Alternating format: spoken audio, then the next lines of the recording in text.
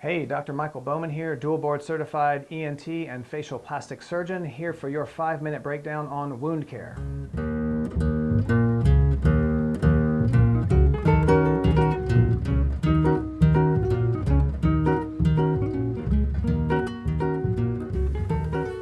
Hey, so today we're going to be talking about generic wound care. With many different types of surgeries, we have to make an incision in the skin, and that has to heal up. There's various ways to close that wound up, and here we're going to talk about how to take care of it. So let's get on with it.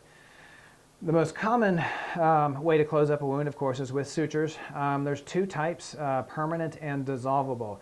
Usually I'm using dissolvable stitches, but even then, generally wounds heal a little bit better if they're taken out. Occasionally, permanent sutures are helpful, particularly for people that have reactive skin. If you tend towards having keloid or hypertrophic scars, a non-absorbable suture might be best for you. Regardless, as long as there's no skin glue over the wound, wound care is pretty easy.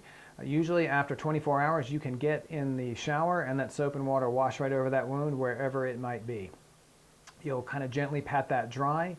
If there's any crusting on the wound, you'll want to clean that very gently. Obviously, hard scrubbing on a fresh surgical wound is not a good idea. And it'll hurt. Your body will let you know that that was not smart. So clean it gently, get it nice and pretty looking, and then pat it dry.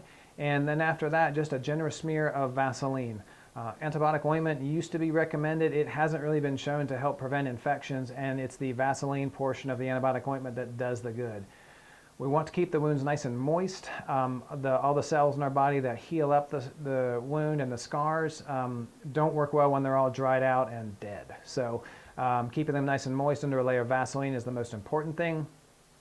If you can keep the wound covered with Vaseline without a bandage, from my point of view, usually that's just fine. If there's going to be a shirt rubbing on it, like for a thyroidectomy incision or something else where the Vaseline might get rubbed off, putting a bandage over it would be fine. This might take the form of a Band-Aid if it's small. A non-stick gauze works fine. Anything like that is okay. Consider using a headband, a sweatband, to keep a bandage on in an unusual place up top, or a scarf or bandana maybe for something around the neck. Sometimes we have flexible bandages that fit around the head for more difficult locations. If you have a difficulty cleaning up your wound and bandaging it, reach out to your surgeon and see what might work best for you. So that is the Down on Dirty on generic wound care. Please let me know if you have any questions. Thanks.